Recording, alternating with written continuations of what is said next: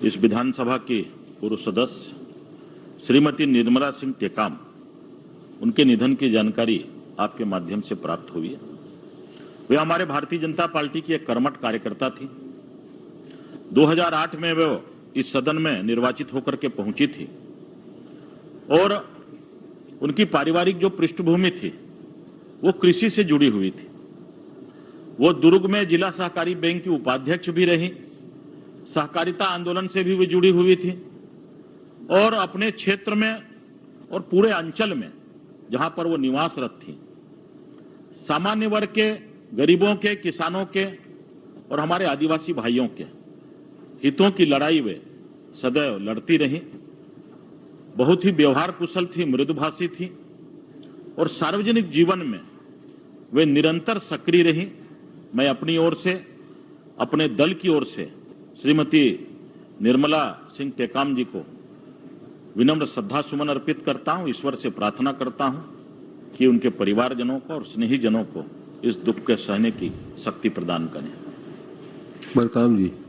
माननीय अध्यक्ष महोदय, नारी शक्ति की प्रतीक पूर्व विधानसभा सदस्य नीलिमा सिंह टेकाम का जाना आदिवासी समाज के लिए भी अपूर्ण क्षति है। वो राज परिवार की सदस्य रही है और उनके पति भी लाल महेंद्र सिंह टेकाम जी भी विधायक रहे हैं, तो कहीं ना कहीं वो समाज के लिए भी एक बड़ी क्षति हुई है। मैं अपनी ओर से, अपने दल की ओर से मैं सशक्त नमन करता हूं, श्रद्धांजलि अर्पित करता हूं। मैं सदन की ओर से शोकाकुल परिवार के प्रति हार्दिक संवेदना व्यक्त करता हूं। दिवंगत के सम्मान में सदन कुछ देर मौन धारण करेगा।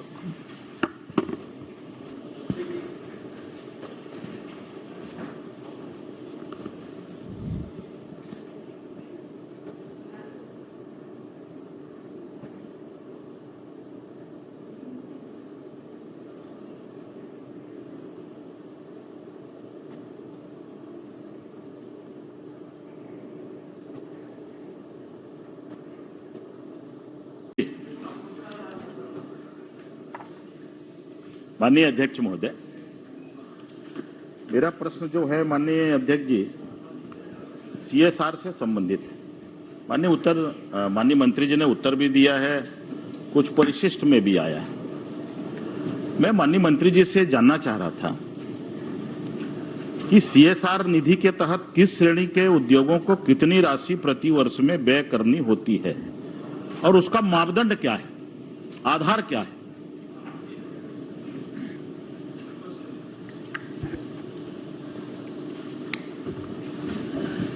माननीय अध्यक्ष महोदय,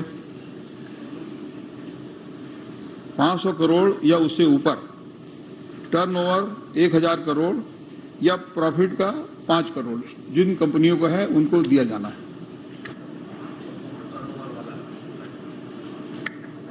माननीय अध्यक्ष महोदय जी, यहाँ की जमीन पर उद्योग लगता है, यहाँ का पानी उपयोग करते हैं, यहाँ के लोग प्रदूषण खाते हैं, तो सारा संसाधन तो यहां का है।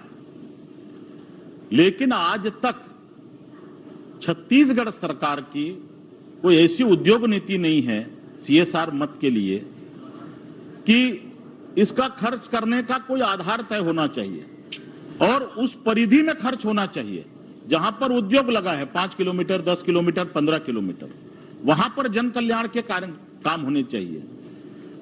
मैं माननीय मंत्री जी से जानना चाहता हूं कि सीएसआर के तहत संपादित किए जाने वाले कार्य हेतु कार्य एजेंसी तय करने के क्या प्रावधान है, क्या नियम एवं शर्तें हैं, इसमें राज्य सरकार का नियंत्रण किस प्रकार से होता है।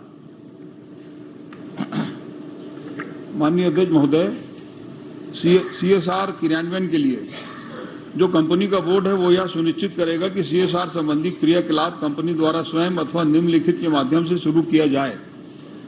किसी कंपनी द्वारा एकल रूप में अथवा किसी अन्य कंपनी के साथ आयकर अधिनियम 1961 का 43 की धारा 12 का और 80 छा के अधीन अधिनियम की धारा 8 अथवा रजिस्ट्रीकृत सार्वजनिक न्यास अथवा रजिस्ट्रीकृत सोसाइटी के अधीन स्थापित कंपनी, यानी जिनके द्वारा ये किया जाना है उसका नॉर्म सही है।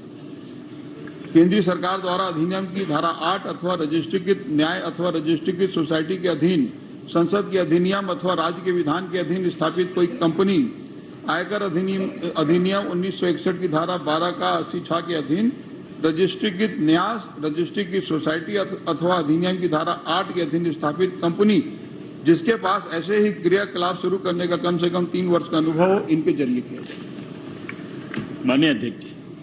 माननीय अध्यक्ष महोदय, मंत्री जी ने जानकारी दी और परिशिष्ट में भी। मैं माननीय मंत्री जी से जानना चाहता हूं कि मापदंड क्या आपने बताया, मापदंड के अनुरूप कितनी राशि अभी तक प्राप्त होनी थी, वह कितनी राशि अभी प्राप्त हुई है? यदि राशि मापदंड के अनुसार प्राप्त नहीं हुई तो संबंधित उद्योगों के ऊपर क्या क्या कार्यवाही अभी तक की गई? माननीय अध्यक्ष महोदय, जितनी राशि प्राप्त हुई है और जितनी व्यय की गई है वो परिशिष्ट में पूरी जानकारी उसमें दी गई है। जहां तक समय समय पर कंपनियों द्वारा यदि कोई राशि नहीं दी गई है तो उनसे अनुरोध किया जा सकता है, और यदि मान लो CSR मद के अंतर्गत यदि कोई कार्रवाई प्राप्त नहीं भी होती तो फिर कार्रवाई भी की जा सकती, क्योंकि ये बंधनकारी है, ये कानूनी प्रावधान के अंतर्गत है। माननीय अध्यक्ष जी, इसका हो जाने दीजिए। CSR के तहत संपादित की जाने वाले कार्य क्षेत्र की परिधि एक तो आप मेरे को बता देंगे। दूसरा, उड़ीसा सरकार ने पॉलिसी बनाई कि CSR मद का कैसे वो खर्च करेगी, कहां पर खर्च करेगी, उसकी राशि का कैसे वो मूल्यांकन करेगी, कैसे ऑडिट होगा और किसकी अनुशंसा से खर्च होगा, खर्च करने का आधार क्या है। आज 4.5 साल में छत्तीसगढ़ सरकार ने CSR मद के खर्च करने के लिए कोई स्पष्ट नीति, कोई स्पष्ट प्रावधान नहीं बनाए। आपकी सरकार की कोई ऐसी योजना है क्या? क्योंकि सरकार का कार्यकाल तो अब समाप्त होने वाला है। माननीय अध्यक्ष महोदय, उड़ीसा गवर्नमेंट के तरफ से क्या नीति बनाई गई है, जैसे माननीय सदस्य चाहते हैं, तो निश्चित रूप से उसको मंगवा के उसका अध्ययन कर लेंगे और उसमें समुचित कार्रवाई हम लोग करेंगे। अच्छा, मैं ये जानना चाहता हूं, जहां उद्योग स्थापित हैं उसको केंद्र माने तो कितने किलोमीटर तक उसके CSR के मद का उपयोग हो सकता है? वर्तमान में बंधनकारी नहीं है, कोई बंधनकारी नहीं। एक इसी क्वेश्चन है।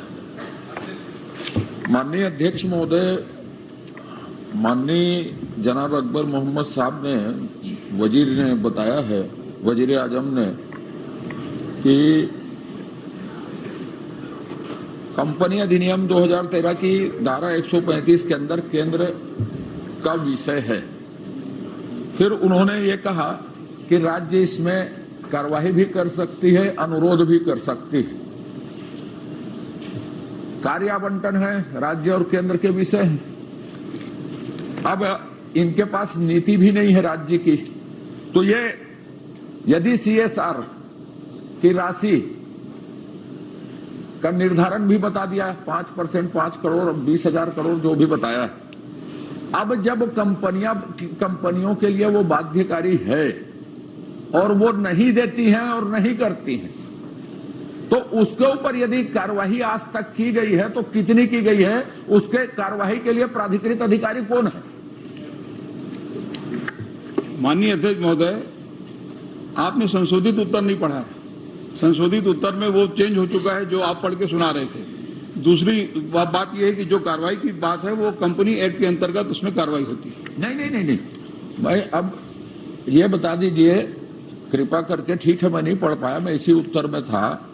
मैंने पूछा कि CSR की कार्यवाही यदि नहीं होती है, मैंने राशि नहीं देती है, आपने जिसमें भी न्यास बताया उसके अंतर्गत नहीं की गई है, तो जिस कंपनी को मान लो 100 रुपया देना साल में, 100 रुपया उन्होंने दिया कि नहीं दिया, और नहीं दिया तो उसके लिए कार्रवाई करने के लिए, उसके मॉनिटरिंग के लिए अधिकारी कौन है, कौन कार्रवाई करता है, और आज तक कितने लोगों के ऊपर कार्रवाई हुई? माननीय अध्यक्ष महोदय, इसकी कार्रवाई कंपनी एक्ट के अंतर्गत होती है, और यदि वो कंपनी एक्ट का पालन नहीं कर रहा है तो उसको प्रेरित किया जा सकता है, कहा जा सकता है कि इसका पालन करो। मैंने वो CSR देना बाध्यकारी नहीं है उनके लिए राज्य सरकार के हिसाब से। आप ये कहिए फिर बाध्यकारी नहीं है, आपके पास कोई मॉनिटरिंग नियम कानून प्रक्रिया सुसंगत प्रक्रिया नहीं है उसको जानने देखने की, तो बाध्यकारी नहीं है, उनकी मर्जी के ऊपर है, या केंद्र सरकार जानेगी उसको? क्लियर कर दीजिए ना, इसमें राज्य सरकार की क्या भूमिका है, कहां तक भूमिका है, तो यह प्रश्न ही नहीं आएगा। आपकी भूमिका को चिन्हित कर दीजिए, हम यहां तक चल सकते हैं, इसके बाद हाथ खड़ा कर देते हैं करके। माननीय अध्यक्ष महोदय, कंपनीज एक्ट के अंतर्गत कार्रवाई होगी, केंद्र शासन का नियम है। और यदि यहाँ पे राज्य में वो उनका उद्योग स्थापित है तो बहुत सी उनको नीति और अनुमति राज्य सरकार से लेना है, तो राज्य सरकार का भी निर्देश होता है कि भाई इसमें इस प्रकार का आप CSR का पैसा दो, लेकिन कार्रवाई भारत सरकार कंपनी एक्ट के अंतर्गत ही होगी। माननीय अध्यक्ष महोदय, माननीय अध्यक्ष महोदय, माननीय मंत्री जी ने वही उत्तर दिया जो मैं पूछा था। उसके बाद मेरे प्रश्न है, राज्य सरकार क्यों से NOC लेती है तो निर्देश कर सकते हैं, ऐसा कहा। CSR के पूरे प्रकरण में राज्य सरकार की क्या भूमिका है कि वो बाध्यकारी है नहीं है, हम अनुरोध के छोड़ कोई दूसरी कार्रवाई नहीं कर सकते, ये क्लियर कट आप बता दीजिए ताकि हम लोग जान ले, ये मेरा आग्रह है। एक बात, अब चूंकि पूछ रहा हूं CSR के बारे में, तो राज्य की कंपनियां CSR कर सकती हैं कि नहीं कर सकती हैं? राज्य की जो राज्य सरकार की कंपनियां हैं वो। माननीय अध्यक्ष महोदय, कोई भी कंपनी हो, फिर से पढ़ के सुना देता हूँ। नहीं, वो मैं जो पूछा उतनी बता दीजिए। कर सकती है तो राज्य सरकार की कंपनी कोई भी मानी जी, आपकी हो गया, चंद्राकर जी राज्य प्लीज। में क्या भूमिका है राज्य की? कंपनी आप अनुरोध के एक छोड़ बार सुनिए ना, माननीय अध्यक्ष महोदय, चाहे वो राज्य सरकार की कंपनी हो चाहे केंद्र सरकार की कंपनी हो, ACCL, Bhilai steel plant, NMDC, सारी कंपनी को बंधनकारी CSR। नहीं, आपकी भूमिका भर को नहीं बता रहा हूं, अब आपके अनुरोध के सिवाय कोई भूमिका नहीं है। राज्य सरकार अनुरोध भर कर सकती है, इतनी भूमिका है। कंपनी एक्ट के अंतर्गत ही कार्रवाई हो सकती है। भारत तो भारत सरकार का, वो बता दिया आपने, वो भारत सरकार का। आपकी भूमिका सिर्फ अनुरोध तक है। उनको अनुरोध करके उनको कहा जा सकता है। राज्य सरकार को कार्रवाई करने का अधिकार इस संबंध में नहीं है। नहीं है। चलिए बांधी जी। अध्यक्ष जी, माननीय मंत्री जी, 500 करोड़ का टर्नओवर आपका लिमिटेड है। क्या ऐसे प्रदूषण जो करने वाले जो उद्योग हैं, जो बहुत मात्रा में प्रदूषण करते हैं और उसका टर्नओवर 200-300 लेकिन बहुत ही हार्मफुल है, क्या ऐसे लोगों के लिए आप CSR मद का निर्धारण करके संरक्षित लोगों को संरक्षित कर सकते हैं? क्या कोई बाध्यकारी हो सकता है, क्या नहीं हो सकता? माननीय अध्यक्ष महोदय, CSR मद का निर्धारण राज्य सरकार का नहीं है, ये भारत सरकार की तरफ से निर्धारण है। और मैंने आपको पढ़ के सुनाया है, दोबारा फिर से बता देता हूँ। जिसका नेटवर्क ₹500 करोड़, ये मैंने पढ़ के पहले ही बताया आपको, या 5 करोड़ का प्रॉफिट या टर्नओवर 1000 करोड़, ये भारत सरकार द्वारा निर्धारित है, राज्य सरकार निर्धारित नहीं कर सकती। क्या नहीं, जैसे अधिनियम केंद्र सरकार हो गया। का है, भारत शर्मा जी। सरकार का है, लेकिन शर्मा राज्य जी। सरकार भी इस पर शर्मा जी। अपना स्थानीय स्तर पर बात कर सकती पॉइंटेड है। प्रश्न माननीय करिए। मंत्री जी, अध्यक्ष महोदय, एक राज्य क्वेश्चन सरकार स्तर पर, राज्य पॉइंटेड स्तर पर प्रश्न करिए राज्य के ना। हितों को ध्यान में रख करके कोई अधिनियमित कर सकती बात को। कॉर्पोरेट सोशल रिस्पॉन्सिबिलिटी केंद्र सरकार के द्वारा है, राज्य सरकार का नहीं है। माननीय अध्यक्ष जी, राज्य सरकार का विषय नहीं है, इस पर ज्यादा चर्चा क्या करेंगे? आप पूछिए जो पॉइंटेड माननीय क्वेश्चन। मंत्री जी ने हो जाना तो शुरुआत तो फिर विषय नहीं है, माननीय तो मंत्री जी ने तो अब उनकी सरकार को उत्तर ही नहीं देना था इसमें, हमारा विषय नहीं भारतीय है करके। कंपनी अधिनियम 213 का उल्लेख करके पल्ला झाड़ने का काम किया है। मेरा जिला ऐसा जिला है जहां सबसे ज्यादा CSR की राशि निकलती है। आप क्वेश्चन करिए प्लीज। मैं प्रश्न ही कर रहा हूं। प्रश्न करिए। पिछले 2 वर्षों में CSR की कितनी राशि केंद्र सरकार, ये प्रदेश सरकार ने बलौदाबाजार जिले से ली है, ये बता दें। माननीय अध्यक्ष महोदय, सबसे पहली बात तो ये कि आपने संशोधित उत्तर पढ़ा ही नहीं, जो पुराना उत्तर है उसके आधार पर पूछ दिए। दूसरा ये कि बलौदाबाजार का प्रश्न इसमें उद्भूत नहीं होता, ये जांजगीर जिला संबंधित है। चलिए जांजगीर जिले में राज्यभर का, चलिए जांजगीर जिले का बता दीजिए। जांजगीर जिले का पूरा माननीय अध्यक्ष जी, जांजगीर जिले CSR की का जो राशि आती है उसका 40 से 50% पैसा प्रदेश सरकार ले लेती है हमेशा। प्रभावित गांव को लाभ मिलता ही नहीं, और प्रदेश सरकार लेकर के उस पैसे का उपयोग क्या करती है, भगवान जाने। ज्यादातर उल्लेख होता है मैं वृक्षारोपण में खर्च किया, और ज्यादातर उसका दुरुपयोग प्रदेश सरकार लेने की बात करती है। CSR का लाभ जो प्रभावित गांव को मिलना चाहिए और प्रभावित गांव को नहीं मिलता। ठीक, चलिए शर्मा जी। अध्यक्ष महोदय, मेरा भी एक प्रश्न था इसमें। CSR की मंत्री जी से जानना जा रहा था, क्या CSR की राशि में 15 अगस्त 26 जनवरी को अगर कंपनी के अंदर में अगर उत्सव मनाया जाता है, क्या उस पैसे से बूंदी वितरण या और मिठाई वितरण किया जा सकता है? क्या किया जा सकता है? सर पांडे जी। उसका उपयोग माननीय मंत्री जी उसका उपयोग कर सकते हैं। माननीय अध्यक्ष महोदय, मैं माननीय मंत्री से जानना चाहता हूं कि चूंकि ये सोशल रिस्पॉन्सिबिलिटी वाला काम है और सभी विधायक के लिए इंटरेस्टिंग है क्योंकि सब अपने अपने क्षेत्र से आते हैं, तो मेरा ये प्रश्न है कि इसमें इस सोशल रिस्पॉन्सिबिलिटी में क्या राज्य सरकार उस क्षेत्र के स्थानीय विधायक को तवज्जो देने के लिए या उसकी अनुशंसा पे उस मद को खर्च करने का ऐसा कोई निर्देश जारी कर सकती है क्या? उद्योगों को छत्तीसगढ़ अधिकारी नहीं कर सकते, विधायक नहीं कर सकता, अधिकारी कर सकते हैं। ये जो राज्य सरकार से कॉर्पोरेट बैठिए हाँ जी। कॉर्पोरेट सोशल रिस्पॉन्सिबिलिटी भारत सरकार का कानून है, इसलिए राज्य सरकार इसमें ऐसा बंधनकारी विधायकों के लिए नहीं बना सकती। अध्यक्ष महोदय, मैं माननीय मंत्री जी से ये जानना चाहता हूँ, ठीक है वो भारत सरकार का कानून है, 500 करोड़ का है, दुनिया भर की बात है, आपको कोई अधिकार नहीं है, इतना तो अधिकार होगा कि कौन कौन से उद्योगों ने कौन कौन से CSR मद में किस किस काम के लिए कब कब कितना कितना रुपया मंजूर करके दिया, पूरे प्रदेश की एक सूची मंगवा के हम सब लोगों को उपलब्ध करा देंगे क्या? अगर वो उद्योग जो यहाँ का पानी जमीन लिया हुआ है, यहाँ का कोयला लेता है और अगर CSR मद का पैसा यहाँ नहीं देता है, भारत सरकार के कहने से या प्रदेश की सरकार के या किसी के कहने से देता है, तो जानकारी तो हो, तो ऐसे उद्योगों के खिलाफ धरना प्रदर्शन आंदोलन छत्तीसगढ़ की जनता करेगी ना कि छत्तीसगढ़ की धरती में आप लिस्ट देंगे कि नहीं? और फिर अध्यक्ष महोदय मान लीजिए CSR मद भारत सरकार के मद से दे रहा है, तो उसको काम करने के लिए जमीन तो छत्तीसगढ़ की सरकार देती होगी, तो इतना तो आपके विभाग को होश होगा ना कि कम से कम कौन सा काम वो कर रहा है, तो ये सूची तो आप उपलब्ध करा दो ताकि उनको ठीक कर दे उद्योगपतियों को। ठीक है, प्रदर्शन शुरू करा दो, वहां जाएंगे उद्योगपति, छत्तीसगढ़ की धरती से पैसा कमाएंगे, हैदराबाद और मुंबई में बैठ के मजा करेंगे और यहाँ मंत्री आपके यहाँ कौन से उद्योग है भाई? तो CSR का पैसा तो छत्तीसगढ़ जांजगीर का प्रश्न है, आपके यहाँ कहाँ चला गया बलरामपुर में? आप ये लिस्ट दिलवाएंगे क्या? सिर्फ इस बात को जानना चाहते हैं। धर्मलाल जी कौशिक, पिछले 4 साल में कौन कौन से उद्योग जो इस धर्मलाल जी कौशिक में आते हैं उनने क्या क्या काम किया है? पूरे धर्मलाल जी कौशिक विधानसभा क्षेत्र में है। अरे बैठिए आप, निवेदन करता हूँ कृपया जांच कराएं CS राशि। धर्मलाल जी कौशिक से पहले आप लिस्ट बना लिया जाए। मैं भी कह रहा हूँ माननीय धर्मजीत जी कि लिस्ट प्राप्त कर ले और यहाँ जानकारी दिया जाए कि किस किस संस्थान से उधर ही को दे रहा हूँ। कभी कभी आप मेरी तरफ देखने के बजाय उधर देखते हो, मैं आपको देखते हुए बोल रहा हूँ। माननीय अध्यक्ष महोदय, बोलिए ना माननीय अध्यक्ष महोदय, माननीय अध्यक्ष महोदय, आप वर्तमान नेता प्रतिपक्ष हैं, पूर्व नेता प्रतिपक्ष का प्रश्न है, मैं चाहता हूं। माननीय अध्यक्ष महोदय, मेरा आग्रह ये, आप भी कोरबा लोकसभा क्षेत्र से सांसद रहे, अभी भाभी जी, वो पूरा औद्योगिक क्षेत्र है। माननीय अध्यक्ष महोदय, मेरा आशा ये है कि जब भी हम CSR मद की चर्चा किसी उद्योगपति से करते हैं कि वो प्रभावित क्षेत्र में खर्चा करे, जनहित में खर्चा करे, तो उनका एक ही जवाब रहता है कि हम तो राज्य सरकार के निर्देश पर खर्चा करते हैं, हमारा पैसा तो हम कलेक्टर को दे देते हैं।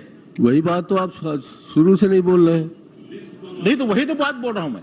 और तो आप सीधा सीधा कहिए ना, कलेक्टर पैसा वसूल करता है, कलेक्टर क्या करता है ये बताओ, आपने पूछा ही नहीं अभी तक। और प्रदेश सरकार को भेजता है, प्रदेश सरकार के इशारे पर वो खर्चा होता है, और कई जिलों में कलेक्टर अपनी मनमर्जी से खर्चा करता है। तो आप असली बात को छुपा रहे हैं। कहने पर मान्य नहीं होता, CSR मद में, कहने पर होता है। CSR मद में जनप्रतिनिधियों की कोई भूमिका नहीं, उनकी कोई अनुशंसा से काम नहीं होता। अध्यक्ष जी, सबसे महत्वपूर्ण बात यह है कि CSR का पैसा पहला खर्च होना चाहिए प्रभावित गांव के की मूलभूत समस्याओं को दूर करने। सब बात सही है।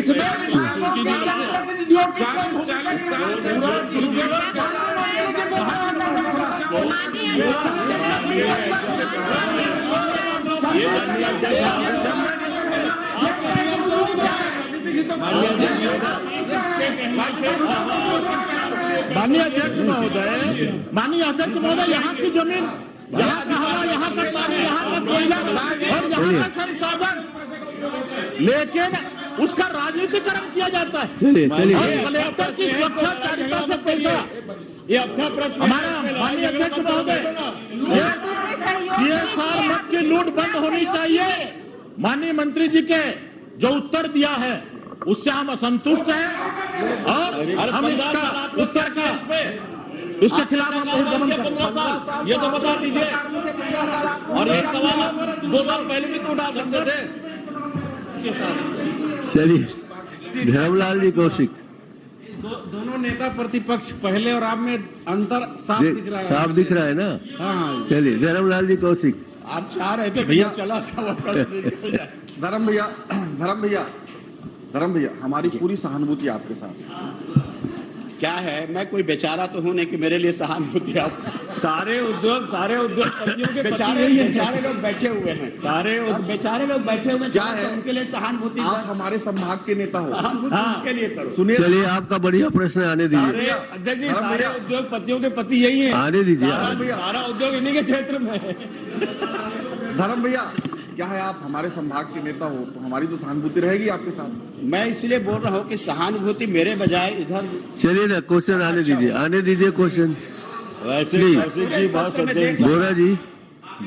भैया वो प्रेम बोल रहे थे, प्रेम बोलते बोलते सहानुभूति निकल गई। मेरे बजाय अपने पक्ष के जो प्रताड़ित लोग हैं उनके प्रति आप दर्ज करें तो ज्यादा अच्छा। चलिए क्वेश्चन करिए ना, बड़ी मुश्किल से तो बचा है। माननीय अध्यक्ष महोदय, मैं तो छोटा प्रश्न पूछ लूंगा मंत्री जी से कि मैंने इसमें पूछा था कि 2020 से जो यहाँ उद्योग लगाने वाले हैं ऐसे कितने लोगों के साथ में एमओयू हुई है। उन्होंने बताया है कि 192 लोगों के साथ में जी। और लक्ष्य जो निर्धारित किया गया था वो लक्ष्य है 96 लाख 2020 से 2023 तक कुल 192 एमओयू।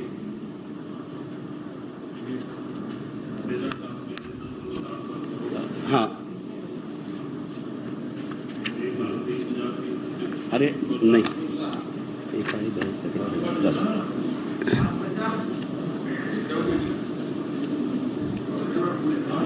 हाँ, ये 20,000 से एमओयू राशि जो किया गया 1,24,336 लोगों को रोजगार देना था।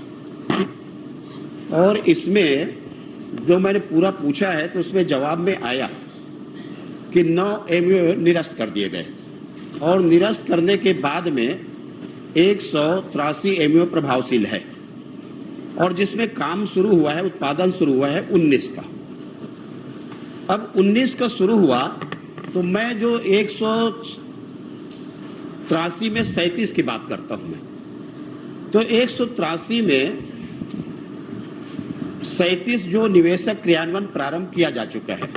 माननीय अध्यक्ष महोदय, इनके द्वारा जो प्रारंभ किया गया बताया गया है और उसमें यह बताया गया है कि 2020 28/2/20 निवेश करना था 300 करोड़, निवेश किया है 4,50,00,000 जी। रामा पावर निवेश करना था 184 करोड़, निवेश किया है 5,20,00,000। 28/2/20 1,80,00,000 निवेश किया है 7,50,00,000। वैसे बहुत है आप। और ये 20 का है, मैं पूरा नहीं पढ़ रहा हूँ, प्रश्न पर तो बताया मैं। हाँ, तो 2-3 को मैं बताया हूँ कि 2020 में आपने उनको सब कुछ दे दिया, सौंप दिया और सौंपने के बाद में जो निवेश होना था उनको 300 करोड़ और निवेश किया है 4,50,00,000 करोड़। तो मैं मंत्री जी से जानना चाहता हूं कि इसका जो अवधि है, अवधि क्या है? जो एमओयू करते हैं काम प्रारंभ कब तक किया जाना है, उनका समय क्या रहता है? तो ये पहले मेरे को बता दिया।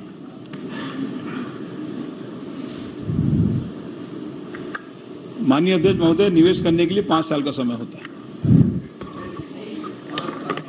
कितना? 5 वर्ष का समय। 5 वर्ष है कि 2 वर्ष है? 5 वर्ष जी।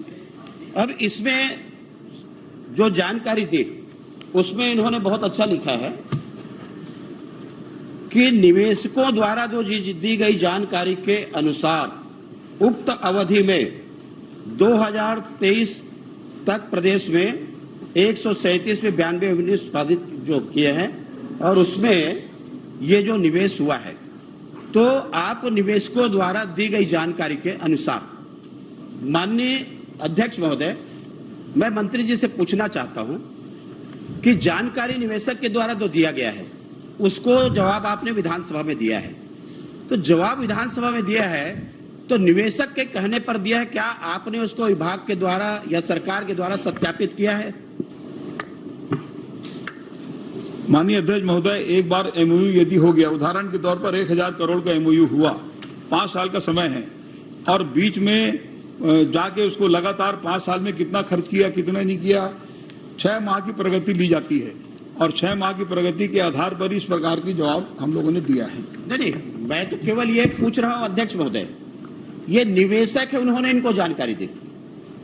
आपके द्वारा ये 2 साल में जो आपको जो जानकारी दी गई है और आपने जो जानकारी दी है उनके कहने के आधार पर दी है, तो क्या सरकार के द्वारा या विभाग के द्वारा इसको सत्यापित किया गया है कि इसमें कितनी सच्चाई है, या बढ़ा के बोले हैं या कम बोले हैं, ऐसा आपने कुछ किया है क्या? माननीय अध्यक्ष महोदय, जो प्रगति है उसको 6 माह के भीतर उसको निरीक्षण किया जाता है। Thank you. पहले प्रश्न में भी दूसरे प्रश्न में ये संभव नहीं। ये तीनों के तीनों वही उठ रहे हैं, छोटा छोटा प्रश्न पूछो, वही तीनों लोग दूसरे प्रश्न भी करेंगे, आप ही थोड़ी है। माननीय अध्यक्ष महोदय, मैं छोटा छोटा ही प्रश्न पूछा, और मैं अभी कोई आरोप कौन सा नहीं लगा रहा विधानसभा हूं। है? मैं तो उनके उद्योग आप हर प्रश्न में पूछते हैं, मैं आरोप नहीं लगा रहा हूं, छोटा छोटा प्रश्न पूछ रहा हूं। माननीय अध्यक्ष महोदय, आप इनके द्वारा माननीय अध्यक्ष महोदय, आपको एक मिनट, छोटे छोटे प्रश्न का चलिए बैठिए, उत्तर देना अरुण जी बैठिए, बड़ा बड़ा उत्तर दिया, छोटा छोटा प्रश्न है। चलिए अब खत्म करिए। आप माननीय अध्यक्ष महोदय, आप पढ़ के नहीं आए लग रहा है। मैं पढ़ के आया हूं और मैं पूछ रहा हूं उसी अनुसार से मंत्री जी को। माननीय अध्यक्ष महोदय, वो पूर्व नेता वर्तमान नेता प्रतिपक्ष का प्रश्न आया था, उसके बाद पूर्व नेता का आया है। दोनों नेता के प्रश्न में थोड़ा सा कंफ्यूजन हो रहा है कि किसका उत्तर देना है, और दोनों उद्योग विभाग के। अभी आधा घंटा उनका चला, पहले ने प्रश्न किया, अब इनका भी 2 ही प्रश्न है टोटल अध्यक्ष अभी तक। माननीय दोनों को एक साथ बैठा बीच बीच में दोनों पारापारी पूछ लेंगे। ये जो इसमें आंकड़ा जो दिया गया, और आंकड़ा दिए जाने के बाद में मैं ये कहना चाहता हूं कि छत्तीसगढ़ के सरकार ने छत्तीसगढ़ की उनको जमीन दी, कुछ शासकीय जमीन गई, कुछ प्राइवेट जमीन गई, लेकिन आपने जो ये कहा कि इसमें जो रोजगार मिलना था 9,644 करोड़ रुपए का, उनको राशि निवेश करना था 9,644 करोड़ रुपए का, और उसमें 96,442 करोड़ रुपए का निवेश करना था। 1,24,336,000 लोग को रोजगार पाना था।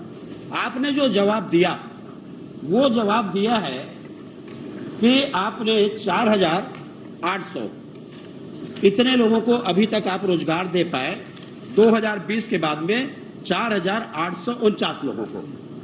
तो उसका प्रतिशत निकालेंगे तो निवेश का प्रतिशत है 3%, रोजगार का प्रतिशत है 6%। तो मैं माननीय मंत्री जी से पूछना चाहता हूं, जो लक्ष्य आपने रखा, और जो लक्ष्य आपने रखा है 96,442 करोड़ का, ये, और जो लक्ष्य रखा आपने 1,24,000 का, ये कब प्राप्ति, उसकी कब प्राप्ति होगी? माननीय अध्यक्ष महोदय, निवेश और रोजगार के प्रतिशत की तुलना नहीं हो सकती। एक बहुत बड़ी कंपनी है, 2 कंप्यूटर में काम कर रहा है, 2 रोजगार में काम चल जाएगा, लेकिन बाकी जो रोलिंग मिल है तो उसमें बहुत बड़े पैमाने में मजदूर लगेगा, तो प्रतिशत कैसे निर्धारण होगा? नहीं हो सकता। चलिए मैं आपको बता देता हूं अध्यक्ष महोदय, अब हो गया, इसके प्रश्न में जवाब आया है। आपने दिया है उसमें कि मेसर्स बजरंग अलायंस, अब मेसर्स बजरंग अलायंस में रोजगार उनको कितने को मिलना है, तो आपने उसमें दिया हुआ है 158। तो 158 दिया है, तो वो जो उस समय जो एमओयू हुआ है उसमें कितना रोजगार मिलेगा ये भी उसमें लिखा हुआ है। बजरंग अलायंस लिमिटेड रायपुर में तो सिर्फ 110 लिखा है। मिलने के बाद में वो लक्ष्य से कोसों दूर है। अभी माननीय अध्यक्ष महोदय जी, माननीय मंत्री जी, इनको प्रमाण पत्र, उत्पादन प्रमाण पत्र जारी किया जाता है। तो जो उत्पादन जो प्रारंभ किए हैं, और उत्पादन प्रारंभ करने के बाद में जो 19 की बात बोल रहा हूं, उसमें कितने लोगों को प्रमाण पत्र जारी हुआ है और कितने लोगों को जारी नहीं हुआ है, थोड़ा सा बताएंगे आप? माननीय अध्यक्ष महोदय, प्रमाण पत्र के संबंध में प्रश्न ही नहीं है। बाकी जिन विषयों पे कितना एमओयू हुआ, कितने को रोजगार मिला, कितना निरस्त हुआ, वो पूरा डिटेल अरे विवरण आपने दिया जा दिया चुका है। है। अब उसको आगे इतना लंबा अध्यक्ष मत महोदय जवाब में आया है माननीय अध्यक्ष और महोदय, आपने जवाब में दिया है। अभी जितने एमओयू हुए हैं सब में जवाब काम में हो रहा दिया है, सब सर, लक्ष्य मैं पूरा हो रहा आपको है। मुझे इनके कार्यकाल में सुबह सुबह पेपर में देखा तो एक फोटो देखा 5,000 करोड़ का एमओयू करके आया था। मैं उसको फोन लगाया, पूछा तो मेरी बस्ती का कार्यकर्ता था, मैंने इच्छा कैसे कर लिया, बोले सूट और कार किराए में लेके गया था, माननीय 5,000 अध्यक्ष करोड़ का एमओयू महोदय, कराया हूँ। Messrs Nakoda pipe impex private limited Raipur उत्पादन प्रमाण पत्र हेतु कार्यालय में प्रस्तुत प्रक्रियाधीन है। ऐसे 3-4 नाम मैं बता सकता हूं आपको। सर ये बहुत लंबा विस्तृत इलेक्ट्रिक प्रश्न मोटर्स है। प्राइवेट लिमिटेड प्रक्रियाधीन है। ये प्रमाण पत्र देने का कितने अवधि में उनको प्रमाण पत्र मिलना चाहिए? ये मैं आपको बहुत अलग से जानकारी दे दूंगा। अलग से आपके जवाब में है, अलग से दे देंगे ना आपको। अरे वो असली मंत्री नहीं है, अभी कार्यभार संभाले हुए हैं, बाद में दे देंगे लक्ष्मण जी को। वही असली है, सारे भाई चलिए बोलिए ना जल्दी बोलिए। असली वही है। एक्चुअल में तो कार्यभार उसको बोल सकते हैं जो नहीं आए हैं। बाकी वो तो नहीं मंत्री आए हैं। सक्षम है जवाब आपका देने में। प्रश्न बहुत विस्तृत है, घर बैठ के लकमा जी के घर बैठ के शाम को इसको तय कर लीजिएगा। माननीय अध्यक्ष महोदय, मेरा कुल मिला के कहना यह है एक लाइन में कि आपने जो उद्योग नीति बनाए और लोगों को ने कहा कि हमने 5 साल में बहुत अच्छा काम किया है, तो 5 साल में आपने बहुत अच्छा काम कौन सा किया कि आप 96,000 करोड़ रुपए का आप एमओयू किए, ये सरकार के द्वारा में 1,24,000 लोगों को नौकरी देने की बात की और आया कितना, तो खोदा पहाड़ निकला चुहिया आपके 5,000 लोगों को। तो आपका एमओयू जो किए हैं कितने प्रतिशत सफल है, यही मैं पूछ रहा हूं। तो माननीय अध्यक्ष महोदय केवल ये बताने के लिए है सरकार के पास में, और बताने के लिए है, और उसके बाद में आपके जो उद्योग नीति बनाई गई और जिसको छत्तीसगढ़ आप मॉडल कहते हैं, यही छत्तीसगढ़ मॉडल है कि 96,000 करोड़ रुपए की बात करते हैं, 1,24,000 की बात करते हैं, अब 5,000 उसका निवेश हो रहा है, 5,000 लोगों को नौकरी मिल रही है। तो मैं मंत्री जी से इसी विषय में जानना चाहता हूं कि बाकी के खिलाफ में आप क्या कार्रवाई करेंगे, जिन्होंने एमओयू करने के बाद में जो काम प्रारंभ नहीं किया है या जो नहीं करना चाह रहे उसके खिलाफ आपने क्या कार्रवाई की? माननीय अध्यक्ष महोदय, ये लक्ष्य का निर्धारण नहीं है, ये एमओयू में प्रावधान होता है। कई बार 5,000 करोड़ का एमओयू है, फाइनेंशियल पोजीशन नहीं है, बैंक ने कर्ज नहीं दिया, उद्योग नहीं लग पाया, तो कैसे इसको आप तुलना कर सकते हैं?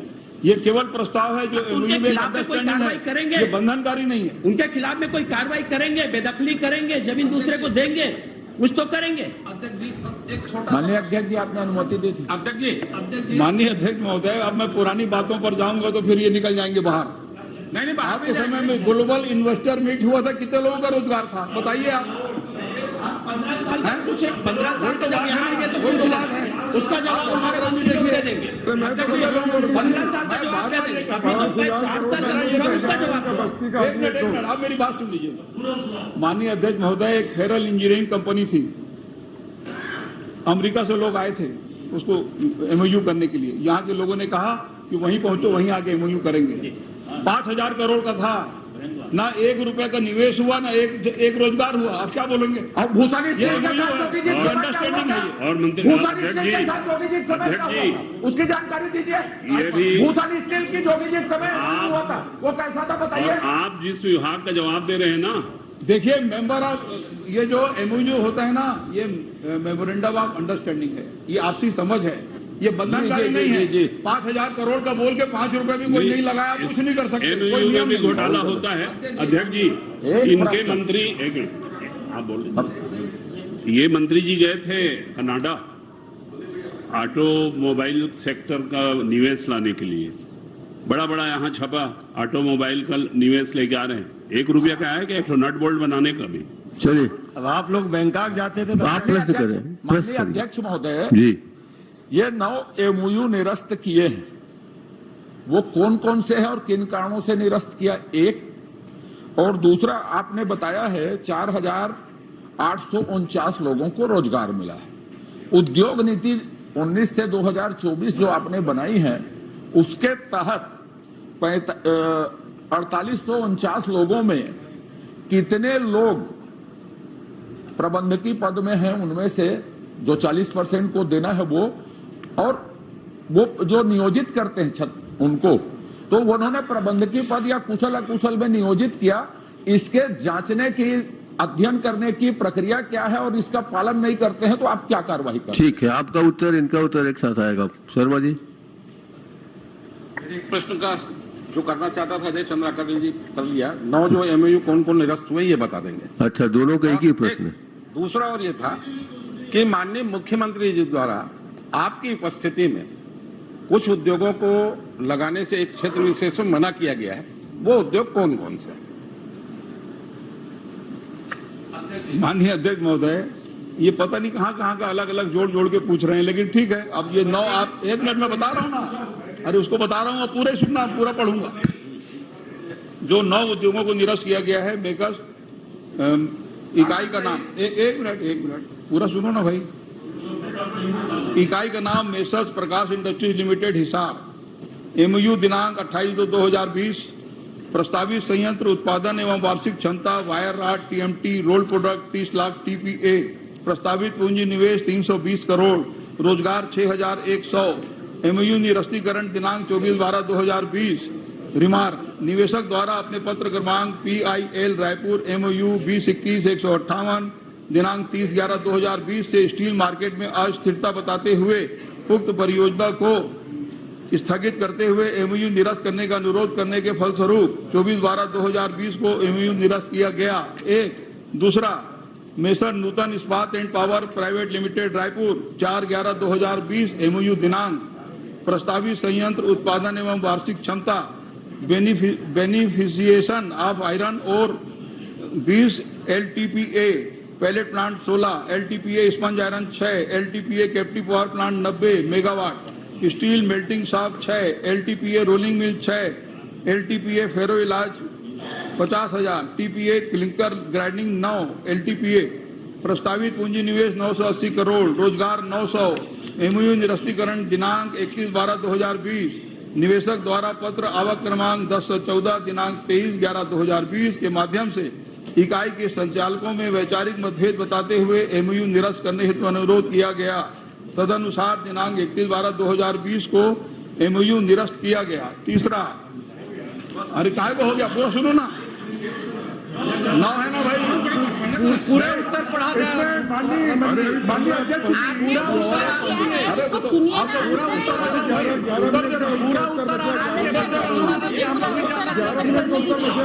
पूरा उत्तर आने दीजिए। उद्योग का नाम कहाँ स्थान प्रस्तावित था, बस इतना ही बता दीजिए। देखिए, मैं जहाँ तक समझता हूँ माननीय सदस्य अनुरोध है कि पूरा उत्तर पढ़ा जाए, हम लोग भी समझ सके। पूरा उत्तर पढ़ा जाए। माननीय सदस्यों के प्रश्न पूछने का कारण ये है, उत्तर पढ़ा जाए, हम लोग भी समझ सके कि पर टन और पर करोड़ कटमनी ली गई कि 1 करोड़ का MOU होगा तो इतना पैसा आपको ऊपर से देना पड़ेगा।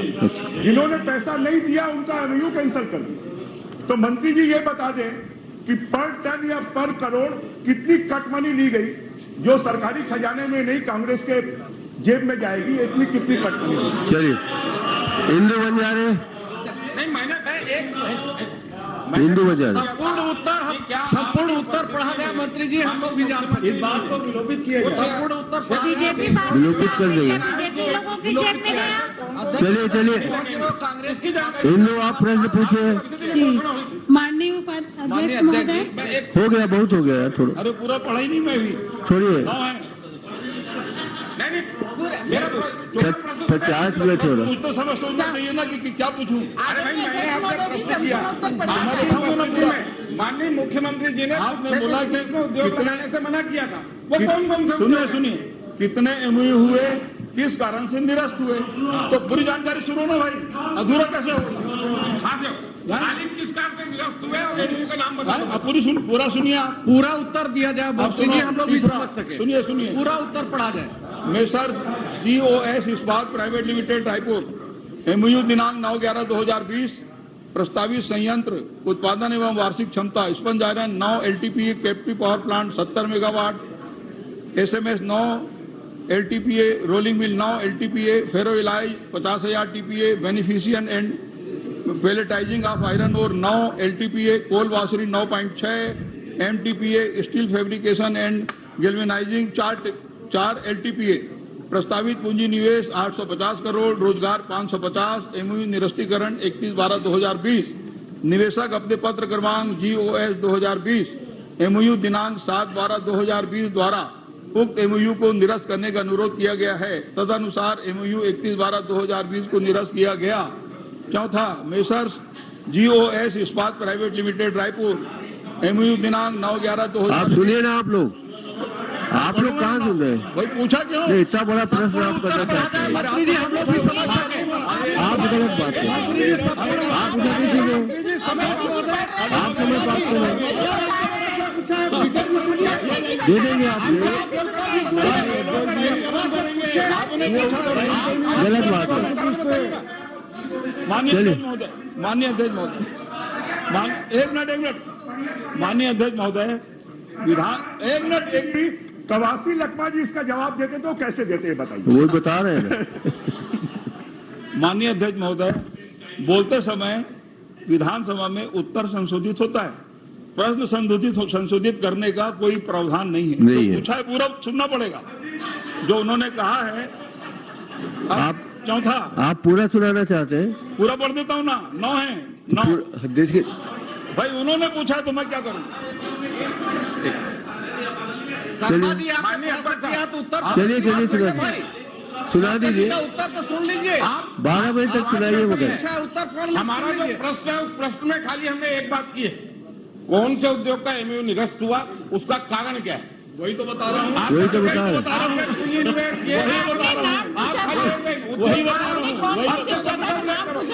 अरे भाई पूरा आपने कारण पूछा, पूरा विस्तार से बताइए, पूरा बताइए इनको, पूरा बताया जाए। पूरा बताइए। GOS Ispat private limited Raipur MOU दिनांक 9/11/2020 7 मिनट तक जरा धीमी गति से बताइए। संयंत्र sponge iron 2 LTPA SMS 2 LTPA 12 बजे तक बताएंगे। 7 minute ferroalloys 50,000 captive power plant 32 megawatt प्रस्तावित निवेश 280 करोड़ रोजगार 400 MOU निरस्तीकरण दिनांक 3/12/2020 कारण निवेशक अपने पत्र क्रमांक GOS 2020 MOU दिनांक 7/12/2020 द्वारा उक्त MOU को निरस्त करने अनुरोध किया गया। तदनुसार MOU दिनांक 31/12/2020 को निरस्त किया गया। अब पांचवा, अभी 9 है टोटल। बोलिए। माननीय अध्यक्ष महोदय, हम लोग नए सदस्य, बहुत ही कम हम लोगों का प्रश्न लगता है। 3 लाख जनता ने हमें चुन कर भेजा। आप मुझे तो बता के चल देती है बाहर क्षेत्र की समस्याओं को यहाँ कहिए इनको, लेकिन आप इनको कहिए,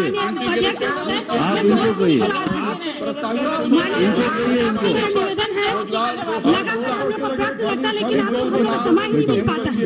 अगर हमारे क्षेत्र के लोग हमें एक उम्मीद के साथ भेजते हैं कि हम अपने उत्तर पढ़ते जाइए, यहाँ पे रख सके, उनके सुख दुख की बातों को रख सके, लेकिन हमें समय नहीं मिल पाता है। माननीय उपाध्यक्ष महोदय, आपसे मेरा निवेदन है कि हम लोग को विशेष समय दिया जाए। मंत्रालय द्वारा आप उत्तर सुन लीजिए। को निरस्त करने के फलस्वरूप सुनते में पूरा समय खत्म हो जाएगा। माननीय अध्यक्ष महोदय जी, नए सदस्यों को मौका मिलना चाहिए कि उनको भी अपनी समस्या रखने के लिए।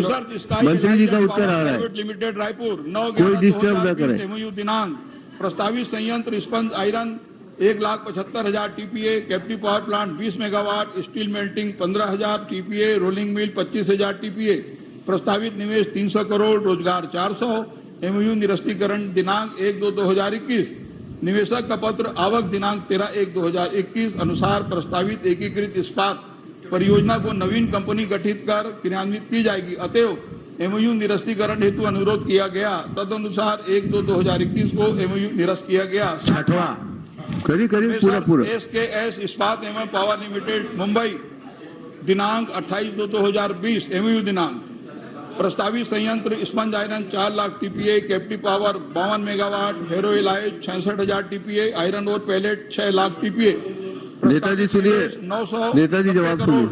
रोजगार 700 MOU निरस्तीकरण 31/5/2021 निवेशक के अनुरोध पर MOU आदेश क्रमांक 096 दिनांक 31/5/2021 द्वारा निरस्त किया गया। 8वां Messrs SNA fund private limited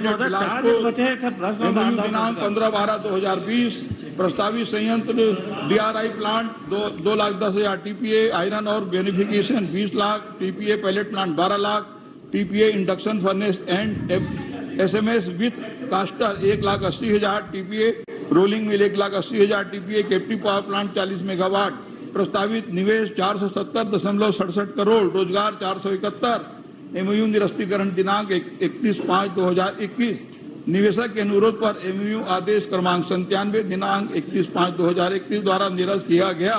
आखिरी 9वां, Messrs Paras power and coal verification limited Bilaspur, MOU दिनांक 22/3/2021, प्रस्तावित संयंत्र sponge iron 2,70,000 MTPA, captive power plant 65 megawatt, steel melting 2,70,000 MTPA, rolling mill 2,70,000 MTPA, प्रस्तावित निवेश 481 करोड़, रोजगार 393, एमओयू निरस्तीकरण 11/5/2022, निवेशक के अनुरोध पर एमओयू आदेश क्रमांक 210 दिनांक 11/5/2022 द्वारा निरस्त किया गया। इस प्रकार कुल 9 संतुष्ट हो गए आप लोग? हिंदू बन जा रहे, अब संतुष्ट?